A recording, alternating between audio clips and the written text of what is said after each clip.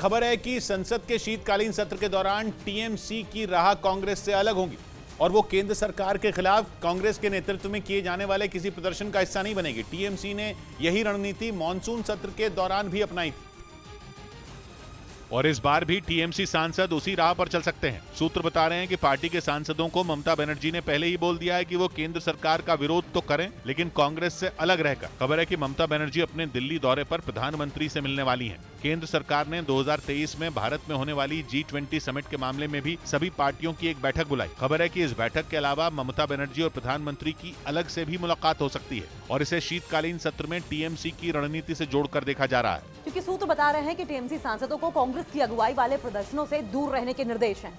लेकिन वो दूसरी विपक्षी पार्टियों के साथ कंधे से कंधा मिलाकर काम करेगी। संसद का शीतकालीन सत्र 7 दिसंबर से शुरू होने वाला है, जिसमें केंद्र सरकार 16 नए बिल लाने वाली है और 7 बिल उसे पास कराने हैं। ऐसे में टीएमसी की कांग्रेस से दूर रहने वाली रणनीति केंद्र के लिए फायदेमंद साबित हो सकती है।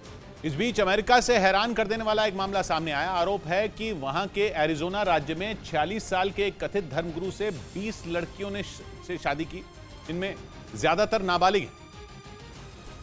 बल्कि अमेरिकी जांच एजेंसी FBI ने अपने एफिडेविट में दावा किया कि आरोपी सैमुअल बेटमैन की एक पत्नी तो उसकी खुद की बेटी है। FBI ने यह भी दावा किया कि सैमुअल अमेरिका के अलग अलग इलाकों में नाबालिग लड़कियों की तस्करी कर रहा था, जहां उन्हें सेक्स के धंधे में धकेला जा रहा था। इधर मुंबई में अपने पति को स्लो पॉइजन देकर मौत के घाट उतारने के आरोप में पुलिस ने एक महिला को गिरफ्तार कर लिया। मुंबई पुलिस के मुताबिक कविता नाम की महिला ने यह साजिश अपने प्रेमी के साथ मिलकर रची, जिसके लिए वो कई दिनों तक अपने पति कमल के खाने में खतरनाक केमिकल मिलाकर उसे देती रही। आरोप है कि उसने अपने पति के खाने में आर्सेनिक और थालियम जैसे खतरनाक केमिकल मिलाए, जिससे उसकी हालत खराब होती गई और कमल को अस्पताल में भर्ती कराने की नौबत आ गई, जहां करीब 17 दिन तक चले इलाज के बावजूद उसकी मौत हो गई। मेटल उनको दिए गए और उसमें ही उसका डेथ हुआ है। कमल की मौत के बाद डॉक्टरों ने उसे स्लो पॉइजन दिए जाने का शक जताया, जिसके बाद इस मामले की जांच क्राइम ब्रांच को सौंप दी गई। क्राइम ब्रांच के अधिकारियों के मुताबिक कविता अपने पति को मौत के घाट उतारकर अपने प्रेमी के साथ भागने की फिराक में थी।